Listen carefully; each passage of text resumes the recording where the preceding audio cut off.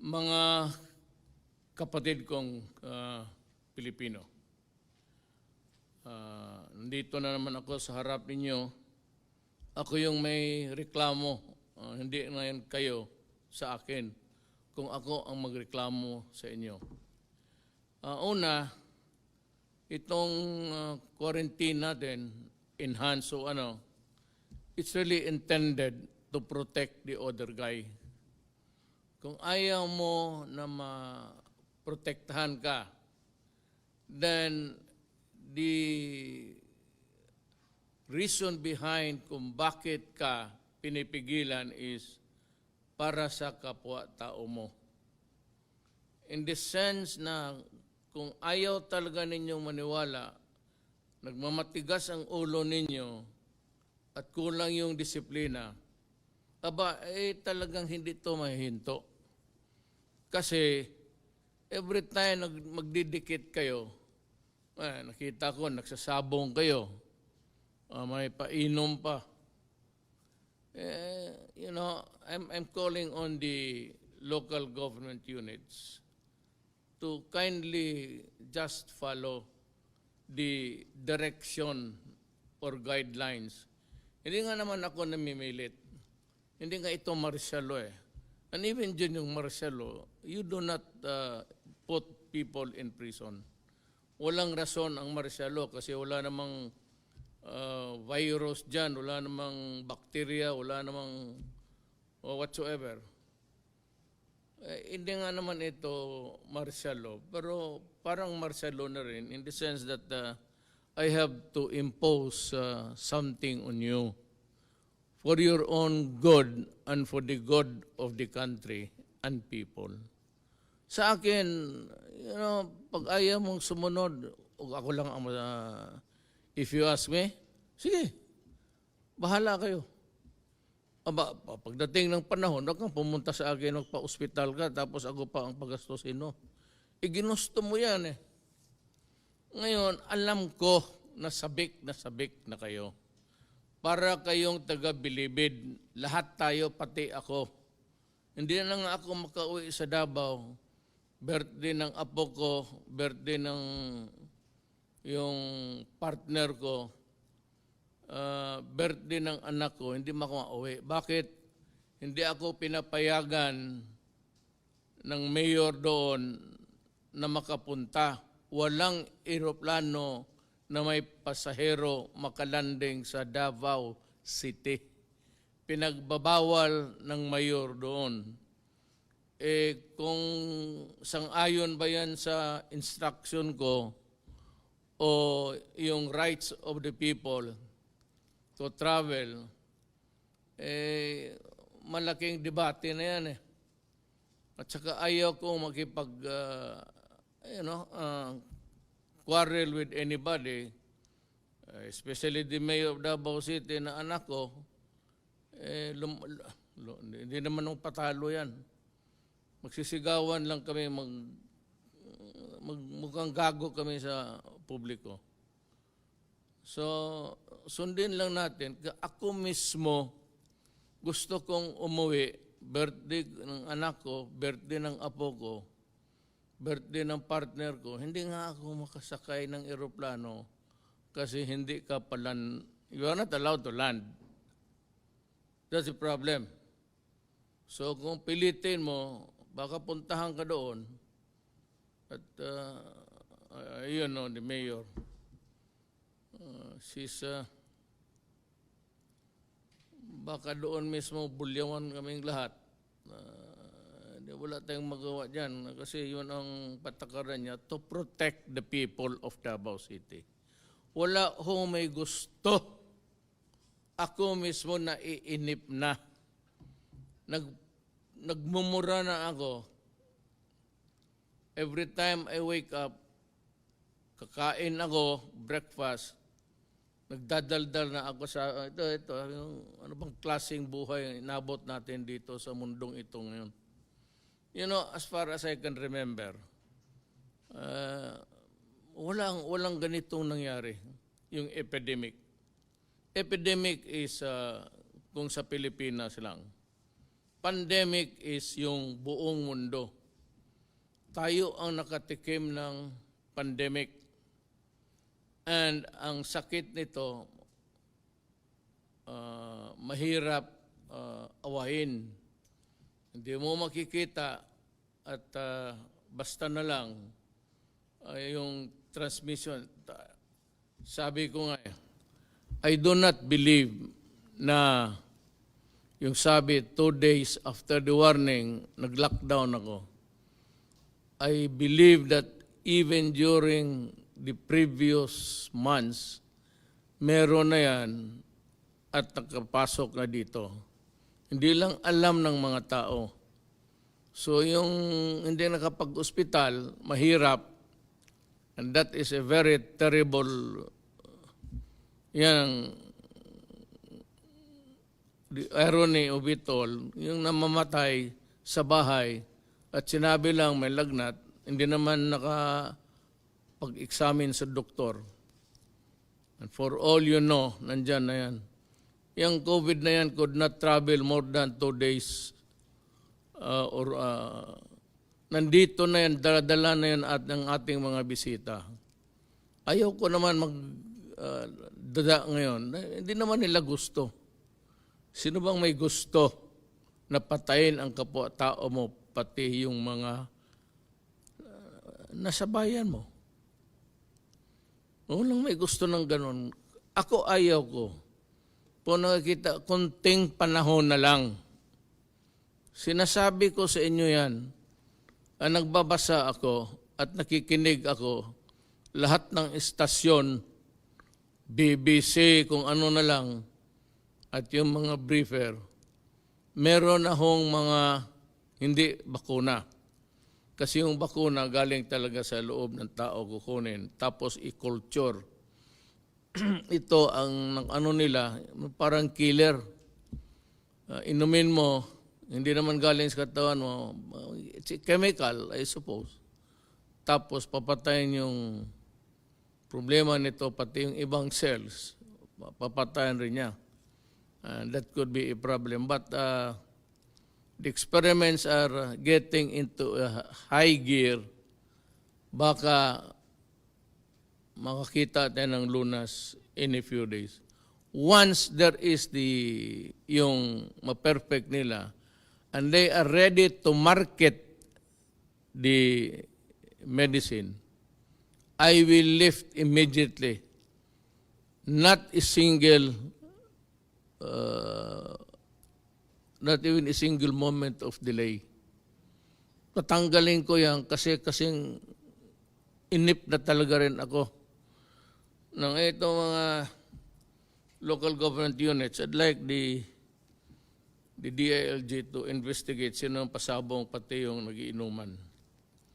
Alam mo, sa totoo lang, yung kayong nagsasabong pati nagiinuman, ibig sabihin may pera kayo. Kaya ko papaano kung saan eh. Do not expect any help from me. Sabihin ko talaga. Yun ang huli. Sorry na lang. May pera pala kayo pang sabong, may pera pala kayo pang inom. Di ibigay ko na lang. There's not enough to go around. Hindi talaga magkasya. We're getting low sa supply ng pagkain na. Ilang araw na yan, buong Pilipinas, pinapakain mo. 18 million families. Sa isang pamilya, ilagay mo na lang 4, 5. Ilang bunganga yan. Yung counting natin na pamilya, in a family, magtanong tayo ilan sila. Kaya yung assistance binibigay ng gobyerno, dapat talaga gamitin ninyo sa wastong paraan. Now, for those people who are identified by the barangay captains and the mayors who are violating the quarantine, pasensya ho kayo. Help would not. Kung gano'n may pera pala. So, kulang na kulang nga, ibigay ko na lang talaga sa yung nangangailangan at wala nang mapuntahan. the thing is you must not reduce the population into something like they are hopeless. And alam mo, itong mga nagbabatikos naman, there will always be a time for everything. And I hope that the next time, apang magsabi ako, maniwala kayo. Kasi po ako sabi, walang politika, hindi na po ako makatakbo. First and last ko to. And then but for the sake of the country, I will identify yung mga Pilipino na walang ginawa kung hindi magbatikos, maghanap ng mali, para lang may masabi at marinig sila ng mga tao. Yan ang iwasan ninyo. Yan yung naglalaro ng politika. At for so many years, ilang taon na sila nandyan, puro posturing, forma, choy, pretty boy. Marami yan. So may mga babae rin na yak-yak ng yak-yak, wala namang ginagawa. Sa panahon nila, puro corruption. Mamakalinis. Huwag ko kayong makinig dyan. Dito kayo makinig sa gobyerno. Total, ako ang nagdadala. I'm telling you, we're doing everything honestly. Hindi kami humahawak ng pera. Marami mga milyonaryo nagpunta, nagsabi, magbigay ng tulong, ipapadaan sa, alam mo na. Siyempre, para malaman ng presidente, talaga nagbigay sila. Sabi ko, hindi ako nagtatanggap ng pera. Idiretso ninyo yan doon sa ospital. Do not, I'd like to, this is also maybe for the information of everybody. Do not come to me bringing money. I do not accept. Ayaw kong humawak ng pera. Kasi ayaw kong magkwenta. Pag siningil ka balang araw, saan yung, ayaw ko ng ganun.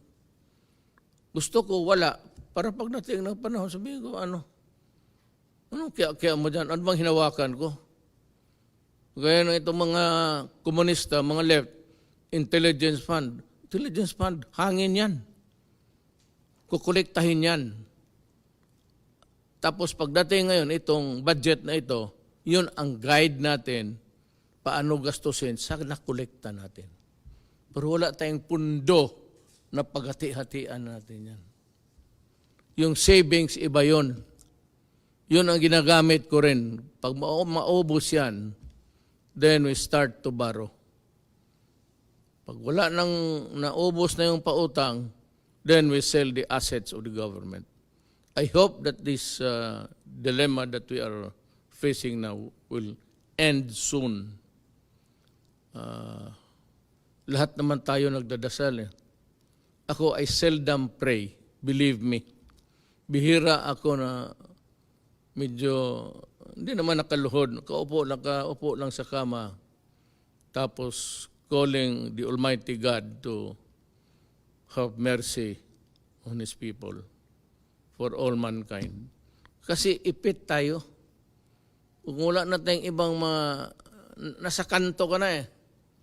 Wala ka na ibang matawagan. Hindi mo matawagan kung ano, mga eksperto hanggang ngayon. Nabubungo na kung paano nila gawin ang vaccine. But, sabi ang bakuna is about 2021. Ang bakuna. Pero yung ibang medisina, yung mga killer antibodies, nandyan na ata. Pero yung bakuna which should give us a permanent immunity sa sakit na yan, wala pa. So itong killer, baka pagkatapos you are not careful, babalik rin. Now ngayon, bakit ayaw mo lang baski piecemeal? Sabi kasi ng mga experts, hindi naman ako expert. Hindi ako abogado, hindi ako doktor, abogado ako.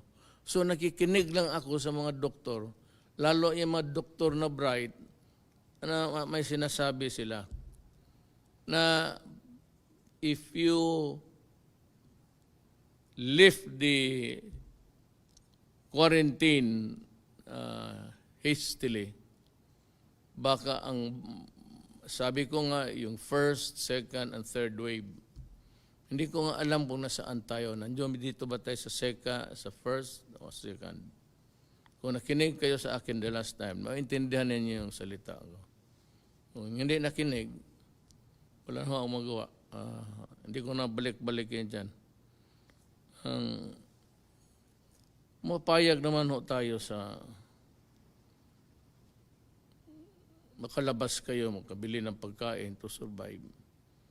But kung sabihin talaga ninyo na gutom na walang pagkain, hintayin lang ninyo, paalamin lang ninyo ang barangay captain. And I'm sure that we would have the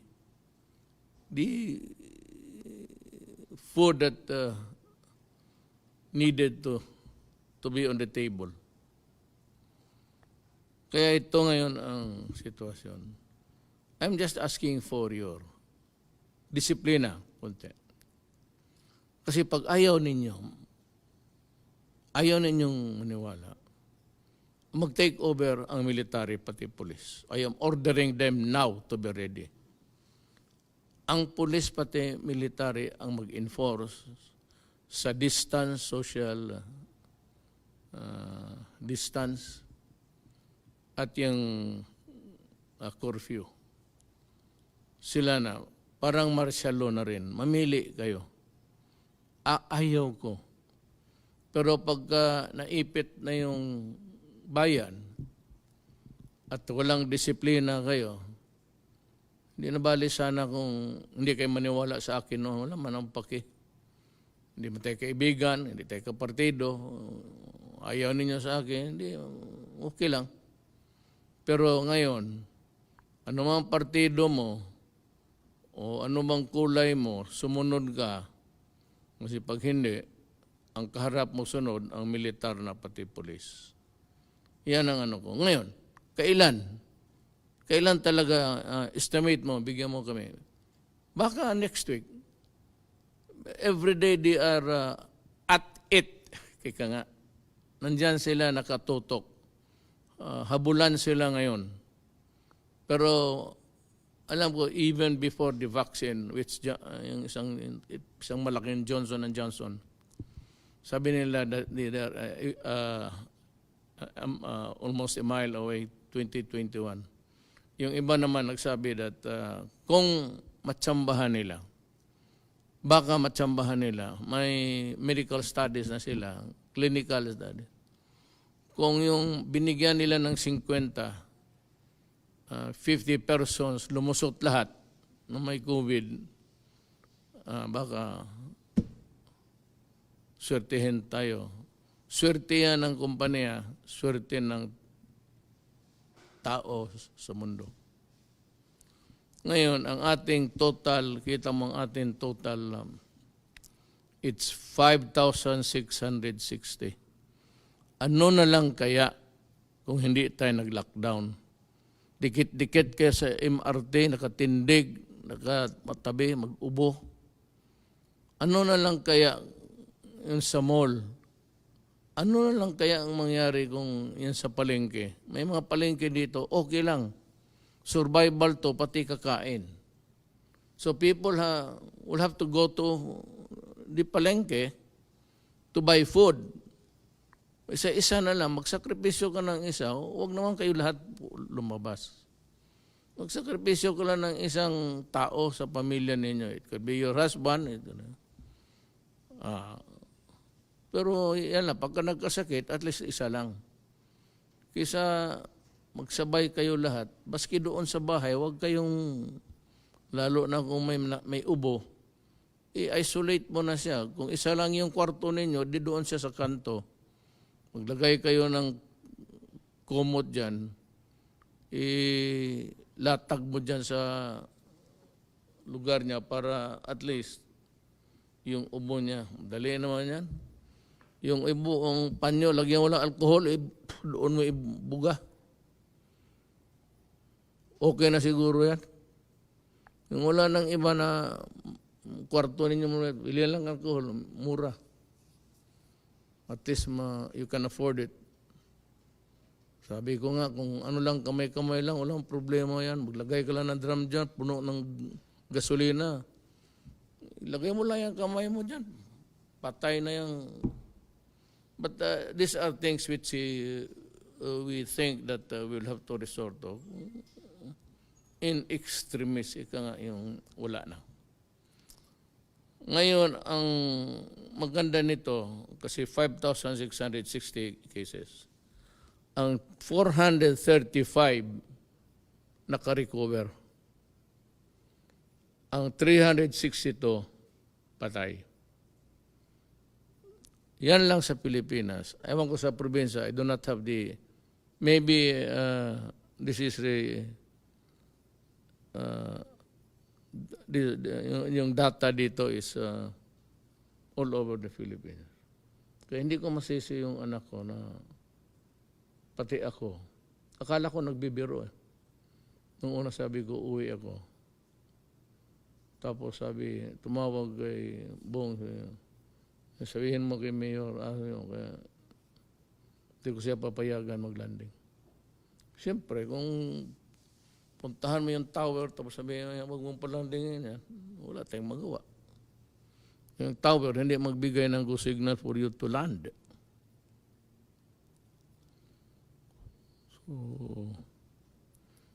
So ulitin ko yung nahuli. Yung nahuli na pinaglalaruan ninyo yung pera ng gobyerno, intended to help you. It's not na lahat kayo kinukundin ako. Probably there are about 80% na ano. Pero yung 20%, mga tarantado talaga.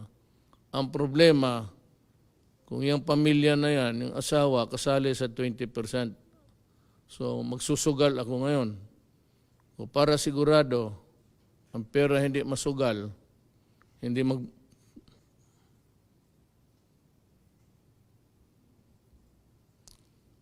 ibili ng alak, katarantaduhan. Yan,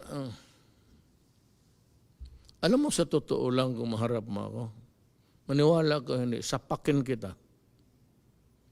Totoo lang. Ngayon kang lumaban ka, pasensya ka.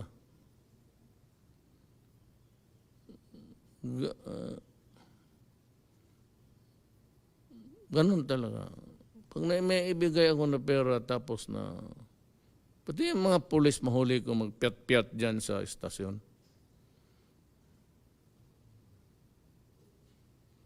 Tagdalawang suntok yan. Maglilinya yan. Kakala mo ang yaman ninyo, susugal kayo. Kulang na nga ang pera, buti ngayon, dublado na, isugal pa ninyo. At saka yung mga gagong pulis na sasabungan lang palagi. Wala na nga pera para pang pamilya, waldasin pa ninyo sa mga bagay ng inuman, sugat. Kaya sabi ko, maabutan ko kayo. Maniwala ka. Taga mo sa kung saan mo itaga yan. Sa bato, sa tubig. Talagang sapakin kita. Ngayon, mag-away man tayo kasi masaktan ka. Di ikaw. Anong gusto mo?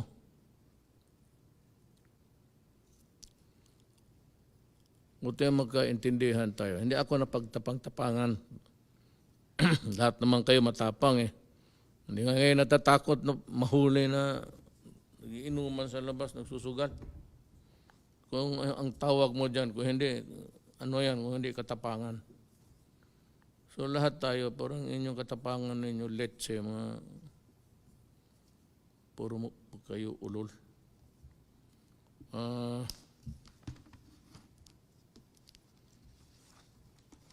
Itong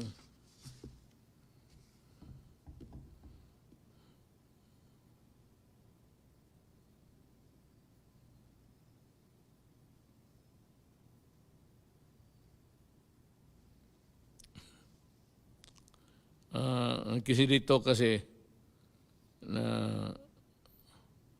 well, yung assistance and kung kunin ng inyong asawa, huwag ninyong ibigay. At kung awayin kayo, hampasin na ninyo ng tubo na paalamin mo ako. At sa kayong mamatay ngayon, sabi ko nga, huwag kayong mamatay ngayon. Kayong mga matigas ang ulo. Kasi pag namatay ka at nalaman ng gobyerno na positive ka o galing ka doon sa ospital, hindi na kailangan na ospital ka, positive ka lang, kukunin yung katawan ng patay mo sa ayaw mo at sa hindi, that is to protect the greatest good for the greatest number. So kukunin yan, susunugin yan. Sa ospital, mamatayan, hindi ka man na makaakyat doon, ikarga ng, tapos ibaba doon sa morgue, tapos balutin, ikarga, tapos diretso na sa crematorium. Hindi mo na makita. Walang burol, bawal. Pagka-COVID, bawal ang burol. Ngayon, kung malaman yan, kukunin yung patay sa harap ninyo, yung kabaong, ibalik na lang sa inyo, balik mo doon sa punerarya, kasi yung katawan, susunugin talaga yan. Para talaga yan sa lahat. The greatest good for the greatest number.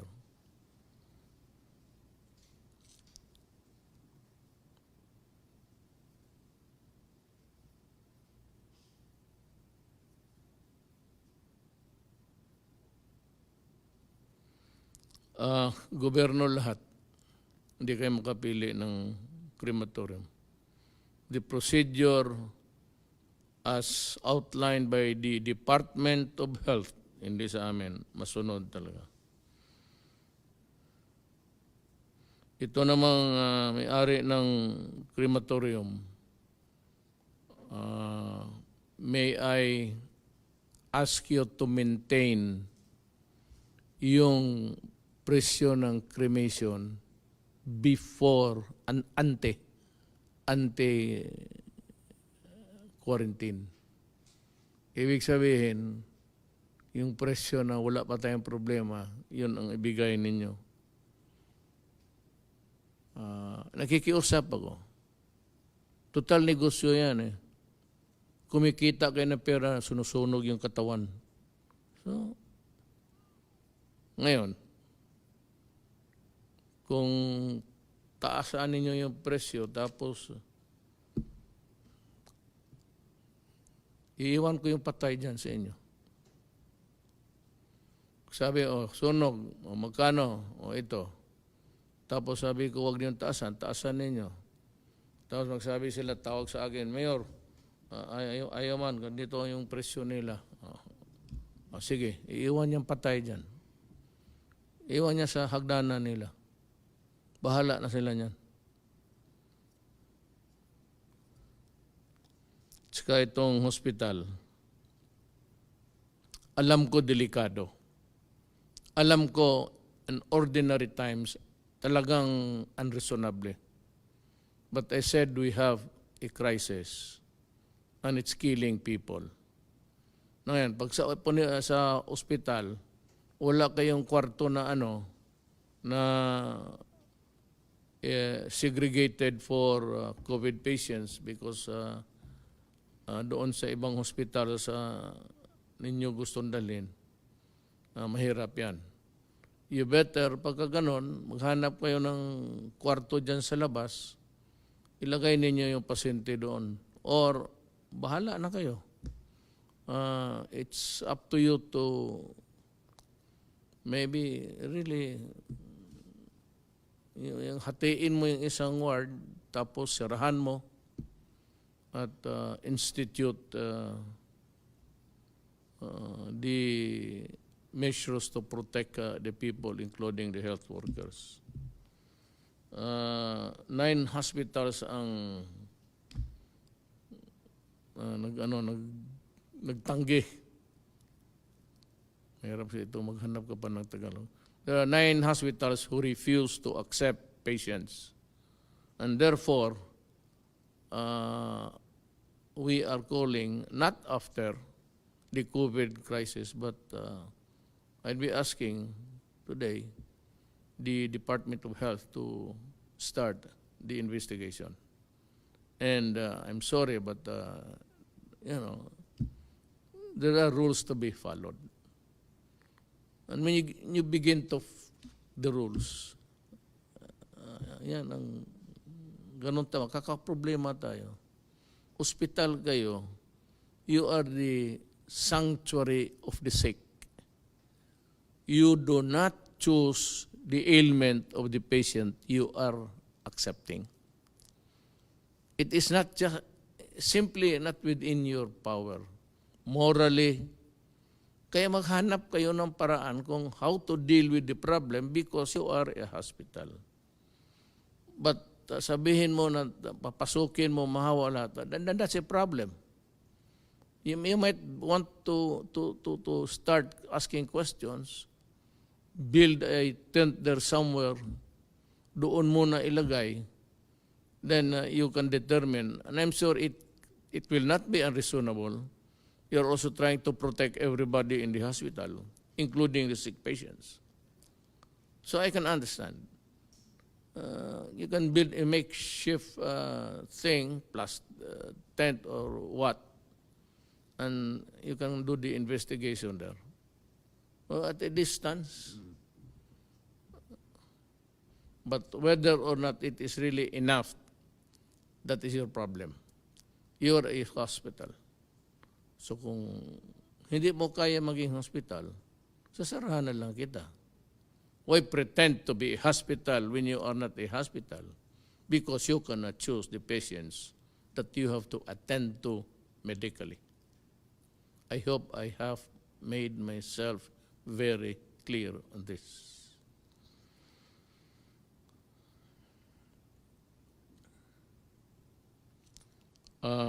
Also for the doctors to take note of what happened to the patient, because questions will be asked later, and you will be in a position to answer correctly.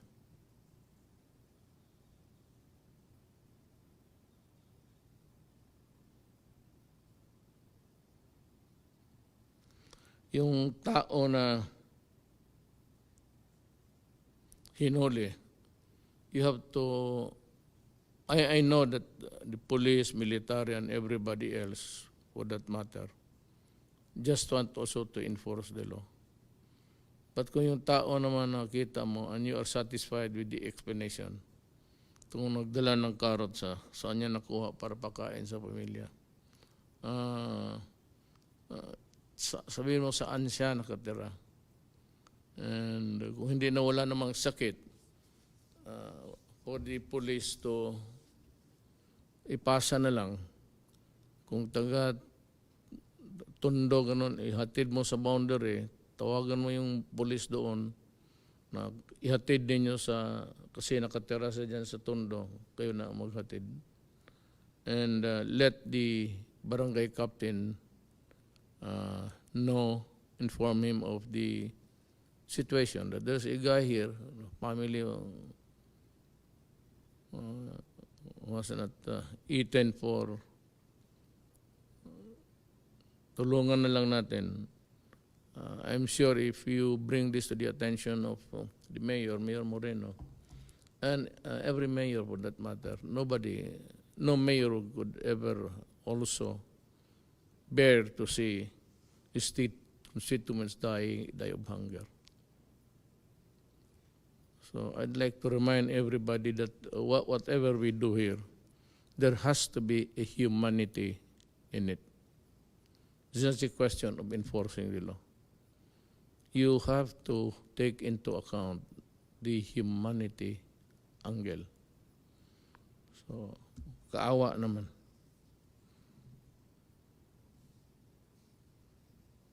Konting tiis lang, sabi dito, kunting tiis nga, ako mismo, sabi ko sa iyo, 3 birthday. Ang masakit sa akin kasi ang nagbawal sa akin mag-land, ang anak ko. So sa panahong ito, kung ano yung pinapaira nila na batas, wala akong magawa. Because they're trying also to protect the people of Davao City. It might be a very noble gesture, but it can sometimes be cruel. Because people from the outside cannot enter Davao. Maybe you are allowed to leave, but to enter, wala na pati yung mga bus galing Bukidnon, North Davao, Del Sur, Occidental. A lot of those residents may mga anak, nag-aaral. Ang problema, may lockdown. And you know, I have to admit it. This thing about sequestration or quarantine is a cruel. It's a cruel action by the government. Hindi madali ito. Pati ako nasasaktan. Problem is, kung magdikit-dikit tayo uli, palabasin ko kayo lahat, magsakay na naman kayo ng train, lalo na nga, marami ng puntahan kasi ilang araw na bara. Magdikit-dikit na naman tayo, isang ubo lang, haros yung... Kasi kung hindi ko nilockdown ang Pilipinas, no? Kita mo yung mga bansa na, hindi naman, I don't know if it's... kayabangan rin ng mga leader. Ayaw. Dito tayo ang nauna sa Asia. Tayo talaga ang nauna sa Asia. Maybe, hindi naman ako nagyabang. Maybe because I was really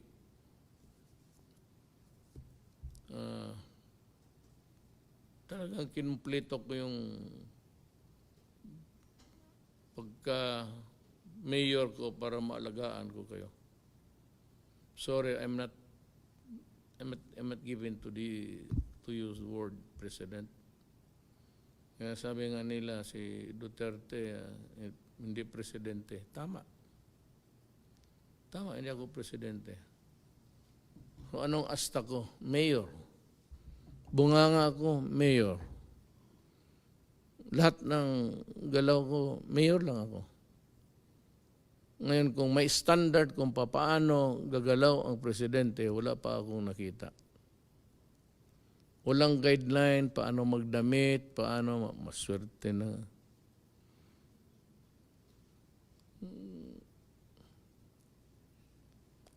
Wala. Pero ito yung, ako yung si ako.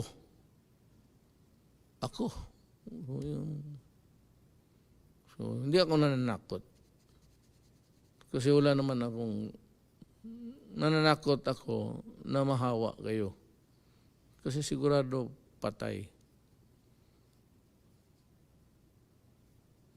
Paski sa bahay, yung huwag lang kayong magkadikit-dikit palagi, lalo na may isa o dalawa lumabas. Just try to keep a distance. Yung ano naman na hindi ka agad mag-go. But most importantly, actually, is that you have a mask that is an effective thing. Huwag yung mask na nakalaylay tapos makapasok yung binuga mo na virus o virus para protektahan mo. No? Tiis ang ano dyan. Kalbaryo to, actually. Ang nakita ko lang na tapos na yung paghirap niya si Jesucristo. Kasi dumaan na ang Biyernes Santo, Sabado de Gloria, Sunday nabuhay na siya. Pero tayo parang patay ngayon. Ewan ko ba kung itong ating universe, isa lang tayo sa billions, no? Na, hindi ko talaga masabi kung bakit ganito ang nangyari sa atin. Sa bahay, mag-mask kayo. Siguro naman na may namigay na ang pagkawala. Maghintay kayo because talagang biglaan ito all over the world. Yung kanilang patay is maabot na ng 25, maabot araw-araw. Ang patay nila is the other day sa America, I think, was 2,000. Mahirap talaga. Buti tayo ganito na. Dahil nga sa, hindi akin yan ha. Baka sabihin mo, napakahusay ni Duterte kasi nag-lockdown.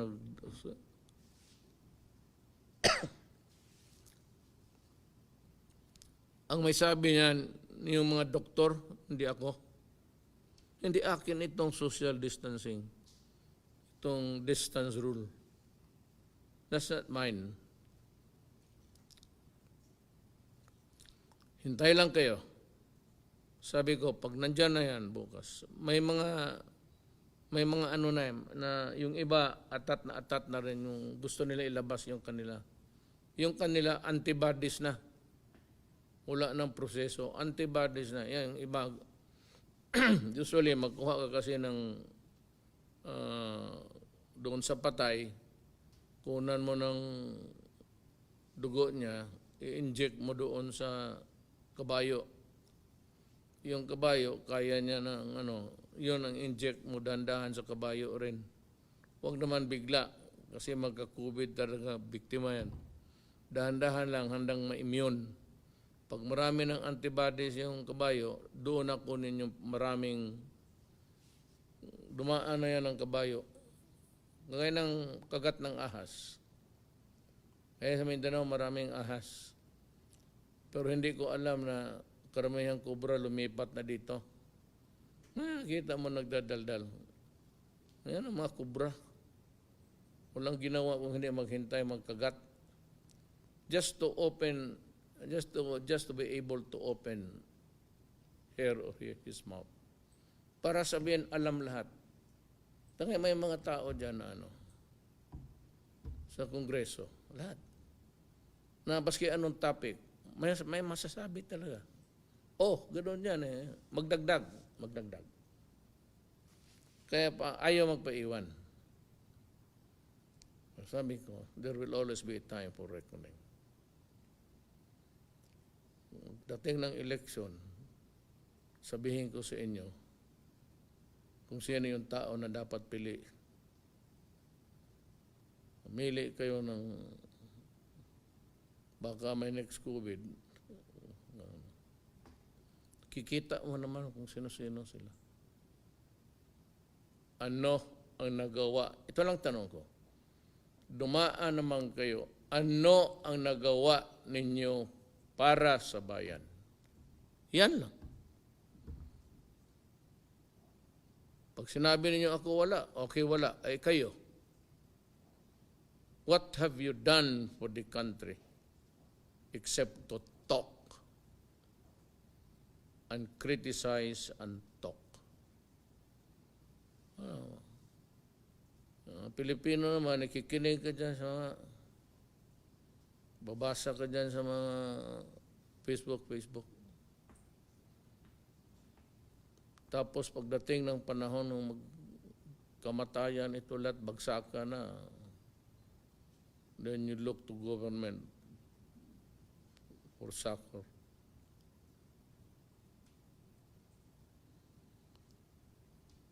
So yan lang ang maibigay ko sa inyo. Kung ano ninyo gusto, kwentuhan ko kayo sa anong gusto ninyong kwento.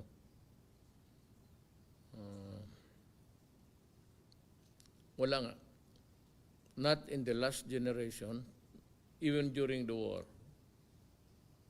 Sabi nila, matatanda. Ngayon lang talaga sila nagkaroon ng experience na ganito. Tako tayo sa bahay.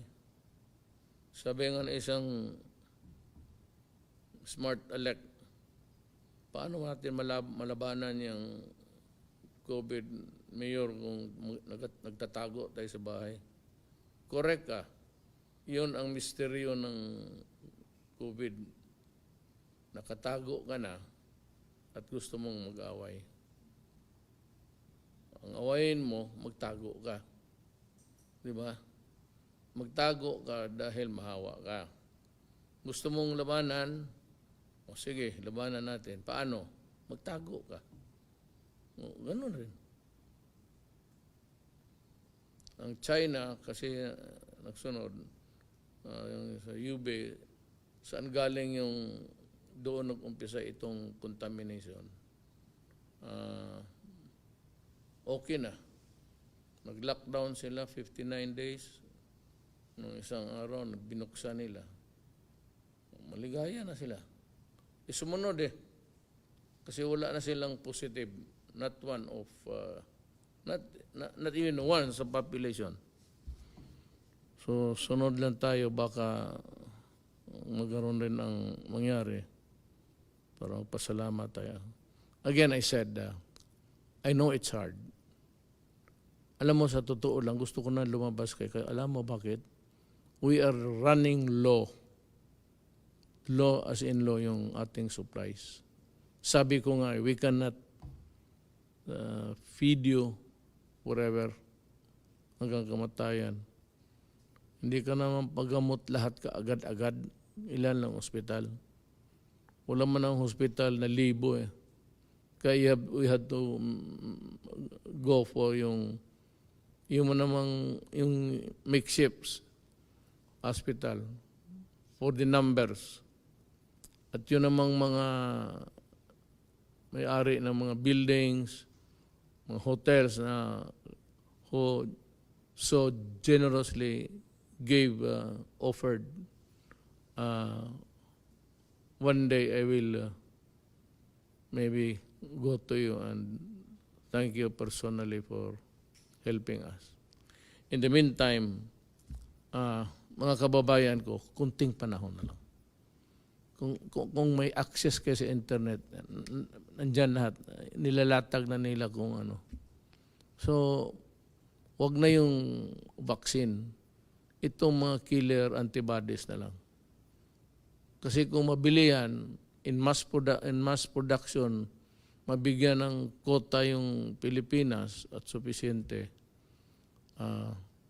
I will lift ang medisina lang kailangan ko. Vaccine 2021. Kung baga ito, kung bacteria, antibiotic, penicillin, gano'n. So, pinapatay yan. Hindi dahil sa katawan natin, kung hindi dahil sa injection. Kunting panahon lang. Kunting tiis na lang talaga. Nakikiusap ako. And besides, I said we are running low sa supply. So we are negotiating again now. If we can have, we can borrow. Kasi yung may sabi mo na $500 million, part of that really is to control COVID. So, may ano mo talaga yan. Hindi mo pwede gastusin yan sa infrastructure. It's intended just for the human being. So, dadating rin yung panahon na yan. In the fullness of God's time, the antibodies and the vaccines will come. Maraming salamat po.